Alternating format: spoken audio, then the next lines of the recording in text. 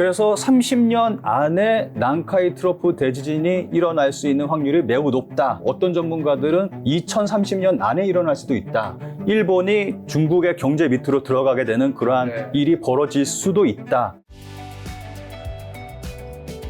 자, 지난번에 작가님 모시고 또 일본에 관해서 굉장히 재밌는 이야기들 많이 들었는데 오늘도 몇 가지 주제를 가지고 일본에 대해서 우리가 좀 더 자세히 알아보려고 하는데 첫 번째 이제 일본의 재난과 사회 인프라인데 일본의 전문가분들이 가까운 미래에 대지진이 발생해도 이상하지 않다고 경고하는 경우 저도 많이 봤었는데 혹시 그 근거가 뭐 어떻게 될까요? 우선 일본에서 가장 먼저 많이 나오고 있는 얘기가 난카이 트로프 대지진에 대해서 이야기를 하고 있거든요. 난카이 트로프 대지진. 예, 이 난카이 트로프 대지진이 한 90년에서 100년마다 일어난다고 되어 있습니다. 그런데 마지막으로 일어난 게 1944년에 일어났습니다.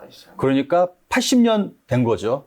이제 일어날 때가 됐다라고 이야기가 나오고 있습니다. 그래서 30년 안에 난카이 트로프 대지진이 일어날 수 있는 확률이 매우 높다.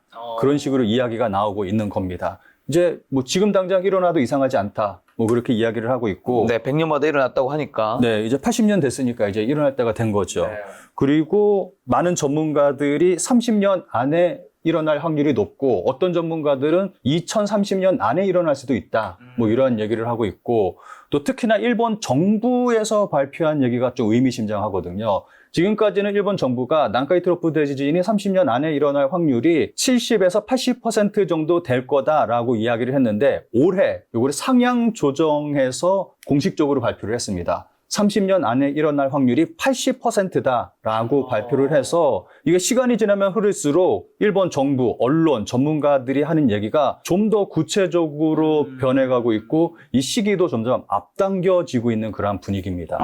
일본 정부에서 공식 발표. 네. 자, 그럼 방금 말씀하신 난카이 트로프 대지진과 수도 직하 지진, 뭐 후지산 분화 이런 것들이 동시에 발생할 수 있는 최악의 시나리오도 거론된다고 하던데 이건 무슨 말이에요? 이거는 뭐 전문가들이 하는 얘기는 만약에 난카이 트로프 대지진이 일어나면은 그 영향으로 수도 직하 지진이 벌어질 수 있고 또 그 영향으로 후지산까지 분화할 수 있다. 뭐 이러한 얘기가 나오고 있습니다. 그 이어서 그 영향으로 그러니까 최악의 시나리오는 이 세 가지가 동시에 이제 벌어지게 된다면은 일본에서는 진짜 최악의 일이 벌어지는 거다. 뭐 그런 이야기가 나오고 있습니다. 혹시나 뭐 그런 세 개가 동시에 일어났을 때 뭐 일본에 어느 정도나 뭐 피해를 받고 그런 것들 피해 규모라도 이런 것도 뭐 나오는 게 있나요? 일본의 공익 사단 법인 토목 학회가 2018년에 난카이 트로프 지진하고 수도 직하 지진의 피해액을 시산했는데 난카이 트로프가 발생했을 때의 피해액은 1,410조엔에 이른다고 예측을 했고 수도 직하 지진은 1,001조엔에 이른다고 예측을 했습니다. 그래서 만약에 난카이 트로프 지진하고 수도 직하 지진하고 동시에 일어난다면은 그 피해액은 일본 GDP의 4배 정도 될 거다라고 예상을 했는데 일본 전문가들은 실제로 지진이 일어난다면은 이보다 더 큰 피해액이 될 거다라고 이야기를 하고 있습니다. 대지진 만약에 발생할 경우에 일본이 중국의 경제 식민지로 전락할 수 있다는 뭐 시나리오도 있다고 하던데 뭐 이건 근거가 있는 건가요? 이거는 뭐 근거가 있는 건 아니고 뭐 일본에서도 여러 가지 시나리오가 나오고 있습니다. 뭐 지진이 벌어진다면 그 이후에 어떻게 될 것인가에 대한 뭐 그러한 시나리오들이 나오고 있는데 제가 최근에 어느 언론을 통해서 본 좀 굉장히 재밌게 흥미롭게 본 그 시나리오가 있는데 만약에 난카이 트로프, 수도 직하 지진, 뭐 후지산 분화 뭐 이렇게 해서 터졌다. 그렇게 된다면은 일본 국토는 초토화가 되는 거잖아요. 그 다음에 일본 정부는 복구에 들어가게 될 거다. 그렇죠. 예, 초토화가 됐으니까 복구가 들어가야 되는데 돈이 없으니까 예전에 일본이 2차 대전 때 예금 봉쇄를 한 적이 있습니다. 잘 아시죠? 그 당시에 이제 돈이 없으니까 전쟁을 해야 되는데 일본 국민들이 은행에 넣어둔 그 금액을 예금 봉쇄를 해서 그 돈을 가지고 전쟁을 치른 적이 있었잖아요. 그것처럼 예금 봉쇄를 할 거다. 그런데 그 돈 가지고는 부족하기 때문에 외국에 손을 벌리게 될 거다. 그런데 그 외국에 손을 벌리는 나라가 미국과 중국이 될 거다. 그런데 미국 같은 경우는 적극적으로 일본을 도와주지는 않을 거다. 그런데 중국은 적극적으로 나설 거다라고 이야기를 하면서 만약에 일본 국토가 초토화가 된다면은 일본의 땅값이 굉장히 하락하게 되겠죠. 그거를 이용해서 중국의 대자본이 일본에 대거 들어와서 일본의 토지를 대거 소유하게 될 거다. 뭐 이러한 시나리오입니다. 그렇게 된다면은 결과적으로는 일본이 중국의 경제 식민지화 될 거다. 중국의 경제 밑으로 들어가게 되는 그러한 일이 벌어질 수도 있다. 뭐 이러한 이야기를 하는 시나리오를 본 적이 있습니다. 근데 뭐 대지진 얘기 나와서 저도 어릴 때부터 막 들었던 것 같은데 막 나중에 진짜 시간 진짜 많이 지나면 일본이란 나라가 그냥 해수면보다 밑에 있어서 다 사라져서 그래서 일본이 다른 나라에 뭐 땅들을 많이 사놓고 만다는 얘기 많이 들었었잖아요. 요거 실제로 일본 사람들은 어떻게 생각하고 있는 거예요? 만약에 다른 나라의 땅을 둘 정도라면은 정말 부자들이겠죠. 예. 그렇죠. 일반적인 시민들은 뭐 그 부자들이 어떤 행동을 하고 있는지는 모르니까 그런 소문은 일본에도 있긴 있습니다. 있긴 있는데 실제로는 뭐 어떻게 사실 액션을 취하기 쉽지 않죠. 그 사람들이 뭘 하고 거예요. 있는지는 모르죠. 뭐 그 부자들이 어떤 일을 하고 있는지는. 네. 자, 일본의 그러면 재난 대응 시스템은 초기 대응은 빠르지만 이재민 관리나 구호물품 분배 과정에서 문제를 드러낸다고 하는데 이런 차이가 발생하는 이유가 뭔가요? 구체적인 이유는 제가 잘 모르겠습니다. 그런데 똑같이 뭐 비 피해를 입었다 한다면은 어느 지역에서는 이제 피난소로 이제 사람들이 이제 피난을 하게 되잖아요. 어느 지역 피난소에서는 제대로 된 어떤 텐트를 설치해서 제대로 된 시스템을 갖춰서 사람들을 피난시키는 곳도 있고, 어느 지역은 골판지 침대 뭐 이런 거 골판지로 이렇게 세워가지고 뭐 하는 데도 있고, 어느 데는 그냥 장판만 깔아놓고 이제 바닥에서 사람들이 생활하게끔 해놓고 있고, 뭐 이런 것 때문에 일본 내에서도 좀 비교당하는 일이 있습니다. 그래서 이거 왜 이러냐 뭐 그러면서 좀 불만의 목소리가 나오고 있는 그러한 경우도 간혹 있거든요. 좀 이러한 부분이 좀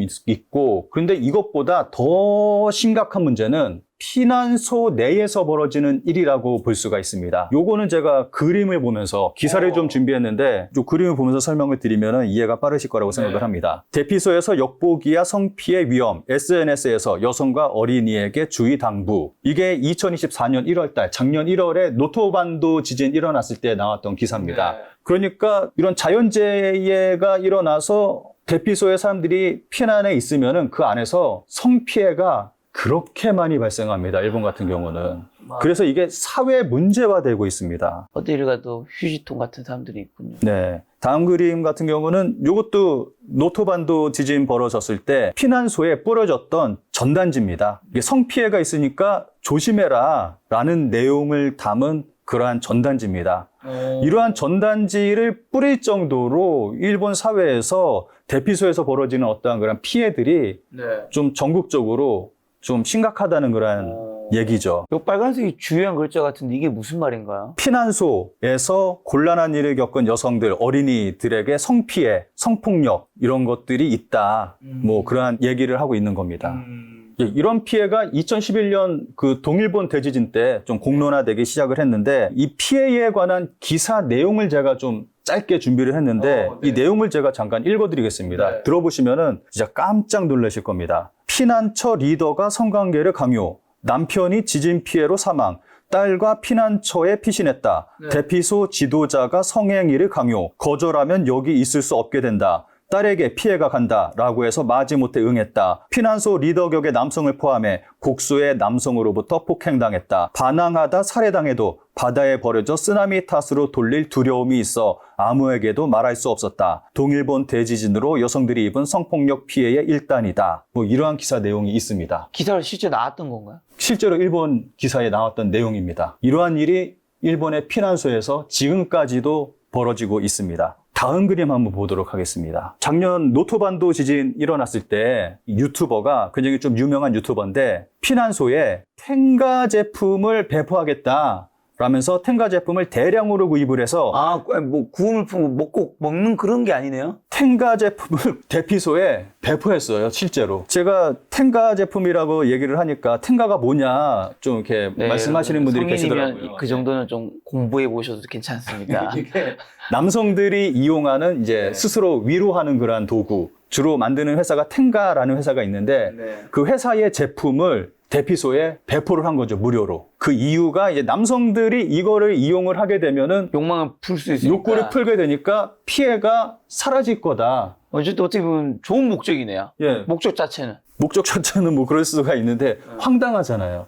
근데 이게 뭐 일본 유튜버의 개인의 어떤 황당한 행위로 볼 수 있는 게 아니라 일본 사회 문제를 이 행위를 통해서 우리가 들여다볼 수가 있는 거죠. 어쨌든 그런 사건이 일어나니까. 네, 이러한 일까지 벌어지고 있는 거죠. 이런 황당한 일까지 벌어지고 있는 겁니다. 예, 이게 심각한 게 이제 대피소에서 벌어지는 그러한 피해들이 어떤 개인의 일탈로 인해서 벌어지는 게 아니라 아까 말씀드렸듯이 뭐 조직적으로 벌어지는 그러한 조직 범죄이기 때문에 사회 문제가 되는 거죠. 자, 근데 우리가 사실 일본 하면 뭔가 재난이 일어났을 때 이게 대피라든가 뭔가 준비라든가 대응을 굉장히 잘한다고 알고 있는데 지금 방금 말씀하신 대피소에서 있는 어떤 범죄 같은 그런 관련된 사건들은 이제 좀 지금 잘 못하고 있다면 앞서 우리가 알고 있는 한국 분들이 알고 있는 일본은 이제 지진이 많이 일어나다 보니까 이런 거에 대한 대응 시스템들이 참 잘 되어 있다. 요거는 맞긴 한가요? 초기 시스템은 굉장히 잘 돼 있습니다. 만약에 지진이 일어났다 그러면은 바로 무슨 TV나 이런데 빨간 글자로 어디서 몇 도 지진 발생 그러면서 그게 굉장히 빠르게 뜨거든요. 제가 지난달에 홋카이도에 좀 몇 주간 다녀왔는데 홋카이도가 삿포로 쪽인가요? 삿포로가 홋카이도에 있는 거죠. 예. 홋카이도에서 굉장히 많은 지진이 발생했습니다. 또 이렇게 말하면은 내가 홋카이도에 있다 왔는데 하나도 못 느꼈다 이렇게 말씀하시는 분들이 계세요. 근데 이 지진이 좀 굉장히 작은 지진들이 많이 발생을 하는 거고 이제 그 육지의 중심에서 발생하는 지진이 아니라 먼 바다에서 지진이 주로 많이 발생을 하거든요. 이제 그러다 보니까 이제 어느 바다에서 뭐 몇 도의 지진이 발생했다 뭐 이러면서 이제 굉장히 많은 최근 일본에서 지진들이 많이 발생하고 있거든요. 이런 작은 지진들이. 그러니까 홋카이도도 이런 지진들이 많이 발생하다 보니까 TV에서 계속해서 그런 것들이 뜹니다. 그래서 이러한 그 알림 시스템은 굉장히 잘 돼 있습니다. 초기 시스템은 잘 되어 있습니다. 잘 돼 있고. 예. 근데 그 이후에 이제 사건이 벌어진 자연재해가 벌어진 이후에는 좀 이러한 좀 안 좋은 사회 문제들이 좀 벌어지고 있는 안타까운 일들이 있는 거죠. 어떻게 보면 자연재해에 대한 대응은 잘 되어 있는데 그 이후에 벌어진 인재에 대한 인간 사회에서 벌어지는. 인재. 네. 자, 그리고 또 교통사고 사망자보다 히트쇼크 사망자가 4배나 많다고 하던데요. 히트쇼크 사망자가 뭔지랑 이런 현상이 발생하는 원인이 뭘까요? 이것도 그림을 보면서 좀 설명을 드리면 이해가 확실히 빠르실 겁니다. 보시는 그림은 전 세계 실내 평균 온도를 나타낸 그림입니다. 러시아가 보면은 24도로 가장 높습니다. 아무래도 뭐 가스도 많이 나오고 뭐 추운 지방이고 하다 보니까 좀 난방을 빵빵하게 하는 것 같습니다. 다른 나라 보면은 한 15도에서 20도 정도 됩니다. 다른 나라들은. 그런데 문제는 일본입니다. 우측 하단에 보면 일본이 10도입니다. 평균 실내 온도, 겨울철, 평균 실내 온도 10도. 10도면은 좀 추운 데면은 창가에다가 물을 떠놓고 창가에 이렇게 놔두면은 얼음옵니다. 그 정도입니다. 에어컨이 보통 최고로 최저 기온 내려가는 게 18도 정도인데. 정말 추운 거죠. 왜요? 왜 이렇게 추운 거예요? 일본이 사실 강대국이잖아요. 네, 이것도 좀 다음 그림을 보면서 좀 설명을 드리면은 좀 빠를 것 같습니다. 이게 그림을 보시면은 왼쪽에서 보시면은 이제 따뜻하게 이불을 덮고 잠을 자고 있다가 이제 소변이 마려워서 화장실에 가는 거예요. 그런데 집안 온도가 너무 낮다 보니까 화장실에서 벌벌 떨다가 쓰러져서 사망을 하는 겁니다. 히트쇼크. 너무 갑작스럽게 그 낮은 온도에 노출이 되다 보니까 여기서 이제 쓰러지게 되는 거죠. 이게 일본은 또 전기 담요라고 하네요. 어쨌든 뭐 그런 비슷한 것들을 많이 쓰잖아요.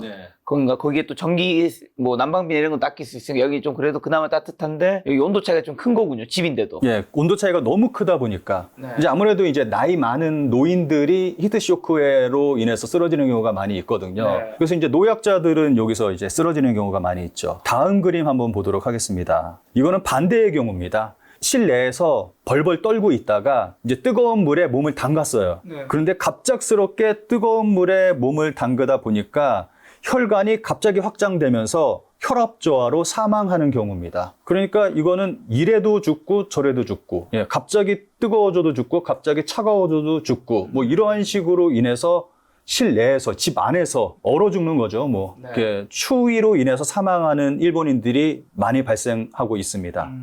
근데 이 히트쇼크가 보시면은 홋카이도 쪽은 히트쇼크로 사망하는 사람이 그렇게 많지는 않거든요. 주로 좀 어중간한 지역, 이제 도쿄 쪽, 뭐 이런 데는 이제 겨울에도 크게 춥지가 않잖아요. 그러니까 남쪽이니까. 별로 춥지가 않으니까 겨울에도 난방을 그렇게 좀 신경을 쓰지가 않습니다. 그러다 보니까 히트쇼크 사망자가 오히려 더 따뜻한 지방에서 더 많이 나오고 있는 상황입니다. 다음 그림 보면서 좀 설명을 드리도록 하겠습니다. 보시는 그림은 독일, 중국, 일본, 미국의 단열 기준을 나타낸 표입니다. 여기서 일본이 단열 기준이 가장 낮습니다. 다음 그림 한번 보도록 하겠습니다. 이건 제가 기사를 준비를 했는데 기사 내용을 제가 번역한 걸 읽어드릴게요. 최고 성능의 단열 샤시조차 해외에서는 불법 취급. 게다가 일본 샤시 협회가 정한 창문 단열 성능 라벨링 제도에서는 2.33이 최고 등급인 별 4개를 받을 수 있습니다. 즉 일본에서 최고 성능의 평가를 얻을 수 있는 단열 샤시가 다른 나라에서는 성능이 너무 낮아 사용하는 것이 인정되지 않는 것입니다. 일본에서는 성능이 가장 높다는 샤시조차 다른 나라에서는 성능 미달로 사용할 수 없는 그러한 상태다라는 것을 설명하고 있습니다. 다음 그림 한번 보도록 하겠습니다. 주택 외피 평균 열 관유율이라는 것이 있습니다. 이게 이 값이 작을수록 단열이 높다는 것을 의미하는데 여기서 한국은 0.54, 스페인이 0.51, 캘리포니아 0.42, 이탈리아 0.40, 그런데 일본의 경우는 0.87, 뭐 거의 2배 가까이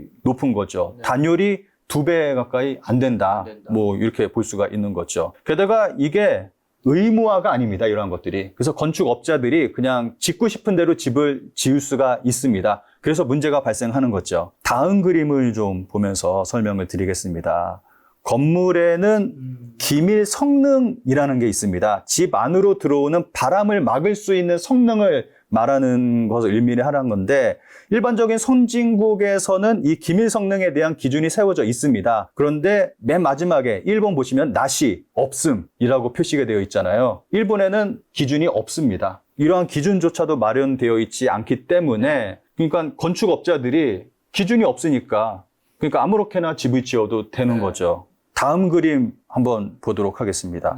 세계 각국의 창, 단열 성능 최저 기준을 나타낸 표입니다. 여기서도 보시면은 가장 밑에 일본, 단열 기준 나시, 단열 기준 없음 이렇게 표시가 되어 있습니다. 위의 국가들은 어딘가요? 독일, 덴마크, 영국, 프랑스, 이탈리아, 한국, 중국 그리고 맨 밑에 일본인데 기준 없음이라고 되어 있습니다. 하여튼 일본에 되게 건축물도 유명한 걸로 있고 막 하는 걸로 아는데 일본은 왜 이렇게 집 안을 이런 기준도 없고 난방이나 이런 것들에 대해서 좀 잘 안 되어 있을까요? 예를 들면 지진 이런 것들은 어쨌든 대응 시스템이 되게 잘 돼 있는 편인데 그중에 인재에 대한 사건이 있는 거고 이런 사건들이 있고 하면 일본도 뭔가 기준을 만들고 하면 될 텐데 이거는 뭐 보통 한국에서 나오는 얘기를 들어보면은 지진 때문에 집을 이렇게 허술하게 좀 짓는 거다. 뭐 이러한 얘기도 있고 아무래도 목조 건물을 짓게 되면 목조 건물은 이제 좀 지진에 좀 잘 견딜 수 있으니까 목조 건물을 짓는 건데 이제 지진이 발생하면 이제 집이 무너지잖아요. 그래서 또다시 이제 금방 세우기 위해서 이게 허술하게 짓는 거다. 뭐 이렇게 이야기하는 사람도 있고 일본은 덥기 때문에 집을 이렇게 짓는 거다라고 말하는 사람이 있는데 뭐 이런 거하고는 전혀 상관이 없습니다. 단열을 잘하게 되면은 더위에도 뭐 잘 견딜 수가 있는 그런 집이 만들어질 수 있는 거고 뭐 겨울에 따뜻하고 여름에 시원하고 단열 잘하면 그리고 지진하고 단열하고는 아무런 상관이 없습니다.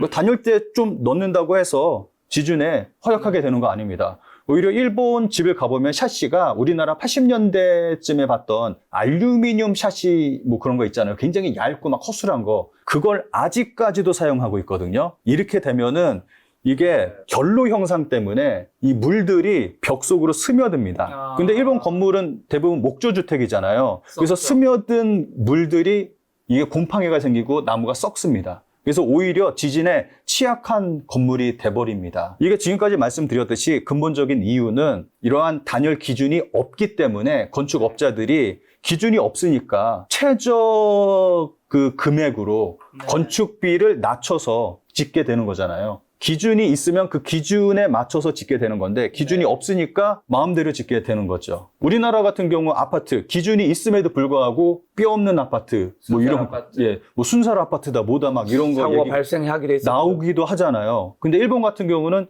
기준 자체가 없다 보니까 아예 이렇게 짓게 돼버리는 거죠. 제 지인 중에 건축 설계하시는 분이 계십니다. 아, 물어보셨어요? 진짜 직접 업계에 계신 분한테 일본은 왜 이렇게 집을 허술하게 짓냐 얘기를 했더니 건축 비용 때문에 그렇다. 단지 돈 때문에 그렇게 짓는 거다. 단 한마디로 그렇게 말씀을 하시더라고요. 그럼 이 질문 드려야겠네. 그러면 이 돈 때문이라면 사실 돈만 충분하면 단열이나 이런 것들을 충분히 할 수 있는 거잖아요. 네. 근데 그렇게 안 하는 이유가 건축가 하신 분들도 이게 집을 사는 분들이 그게 당연히 들어가면 당연히 집값이 더 올라가겠죠. 그럼 그렇게 되면 이제 근데 요즘에는 일본이 좀 괜찮아졌지만 지난 뭐 20년, 30년 일본이 잃어버린 20년, 30년을 하니까 임금도 안 오르고 했으니까 이거를 이제 일본 국민들이 이걸 하기가 힘들다 보니까 이게 좀 못 올라간 부분도 있다 보니까 단열재도 빠지고 뭐 그런 게 있을까? 근데 시장의 원리도 뭐 확실하게 작용할 수 있겠죠. 네. 이게 집값이 올라가면 부담이 되니까. 네. 그래서 건축업자들이 최저 비용으로 그 단열 기준조차 없으니까 최저 비용으로 짓다 보니까 이런 집이 만들어지는 거죠. 그러니까 이거는 근본적으로는 정치의 문제입니다. 일본 집권 자민당이 이 부분에 신경을 쓰고 단열 기준에 대해서 좀 만들게 된다면은 문제가 생기지 않겠죠. 그런데 일본 자민당이 이 부분에 대해서 신경을 쓰지 않다 보니까 이러한 문제가 생기는 거죠. 라는 것은 아무래도 일본 자민당하고 일본 건축업계하고 좀 뒤쪽에 좀 유착 관계가 있는 건 아닌가 좀 의심하는 목소리가 많습니다.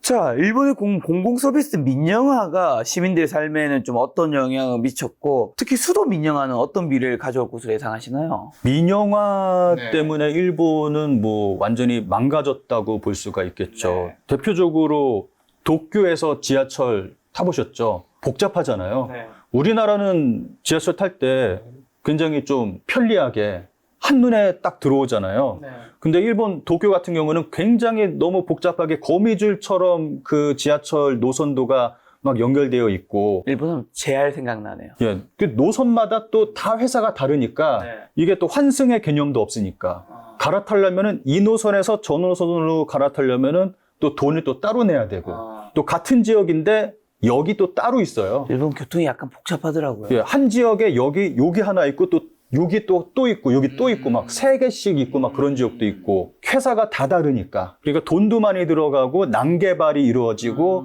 사용하는 사람은 또 복잡하고 불편하고 이러한 부작용이 발생했습니다. 민영화를 해버렸기 때문에. 그래서 도쿄에 사는 사람도 지하철을 탈 때 굉장히 좀 잘 모르는 궁금한 게 일본 사람도 지하철 타는 게 어려워요? 우리나라 사람보다 당연히 편하겠지만 잘 몰라요. 도쿄에 사는 사람도 항상 가는 데가 아니면 다른 데 가려고 그러면은 이거 어떻게 타야 되지? 그러면서 불편해합니다.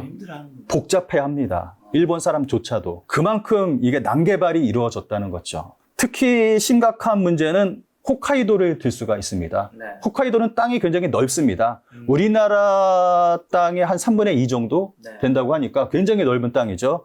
그런데 살고 있는 사람은 그렇게 많지가 않아요. 그리고 또 다들 이렇게 흩어져서 살고 있기 때문에 이게 수익성이 안 나옵니다. 그래서 이 민영화된 상태에서 수익성이 안 나온다는 이유로 이 철도를 정비하는 인원도 감축하고 해서 이제 잦은 고장 그리고 잦은 연착 뭐 이러한 일들이 정말 자주 발생을 하고 있고 그리고 또 심각한 게 사람이 많이 안 사는 그러한 지역들은 폐선되는 경우가 굉장히 많이 늘어나고 있습니다. 이거는 어떻게 보면은 교통복지하고도 관련이 되어 있는 거잖아요. 이게 민영화가 되지 않았다면은 사람이 적게 살고 있는 곳이라 하더라도 이거는 교통복지를 위해서 그 사람들을 위해서 이제 철로를 놓고 이제 철도를 운행을 시켜야 되는 건데 이게 민영화가 되다 보니까 철저하게 그 수익에 입각한 그런 입장에서 폐선시키고 있습니다. 네. 사람이 적은 지역들은 좀 이러한 문제들도 발생하고 있습니다. 그리고 또 하나의 부작용은 고속도로. 전 세계에서 가장 비싼 고속도로, 일본. 그래서 제가 일본 지인들이랑 자동차를 타고 어딘가를 갈 때 한국 같은 경우는 웬만하면 고속도로 타고 가잖아요. 예, 일본 사람들은 웬만하면 고속도로를 안 탑니다. 진짜 고속도로를 빠르게 가야 될 그런 상황이 아니면은 국도를 이용합니다. 비싸니까. 한국 고속도로 요금의 거의 한 5배 정도 비쌉니다. 웬만한 데 가려면은 몇만 원 정도 들어갑니다. 정말 가까운 데 가더라도. 그러니까 고속도로를 잘 이용 안 하려고 하는 거죠. 그래서 이러한 문제점들이 많이 발생하고 있습니다. 그리고 2019년인가쯤에 일본에서는 수도 민영화 법안이 통과가 됐습니다. 그리고 2022년인가쯤에 미야기현에서 최초로 수도 민영화를 실시했습니다. 근데 아직까지는 이러한 부작용이 일어나고 있지는 않은데 최근 일본에서는 수도 노후화에 대한 뉴스가 굉장히 많이 나오고 있거든요. 그래서 뭐 수도관이 터진다. 그리고 수도에서 녹물이 나온다. 이런 뉴스들이 굉장히 많이 나오고 있습니다. 이러한 상태에서 이제 미야기현을 시작으로 전국의 그 지자체들이 이제 우리도 민영화를 하겠다라고 선언한 지역들이 굉장히 많이 있습니다. 라는 것은 이제 앞으로 어떤 일이 벌어질지 불보듯 뻔한 일이죠. 민영화가 된다면은 이제 이러한 것들 고치고 저런 거 고치고 하려면 돈이 필요하다. 그러면서 이제 요금이 급격하게 올라가게 될 거고, 일본에서 나오는 얘기는 요금이 10배 이상 올라갈 거다.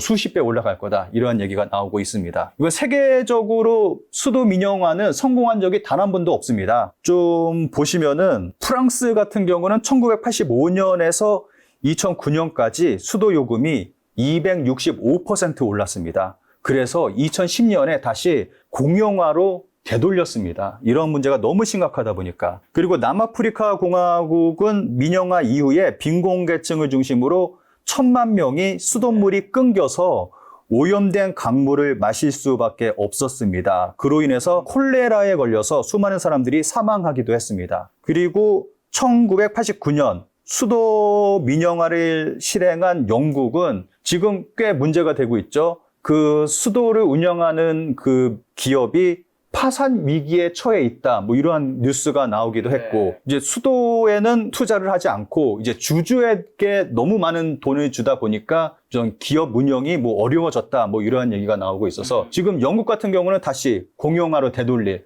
그러한 얘기가 지금 논의 중에 있습니다.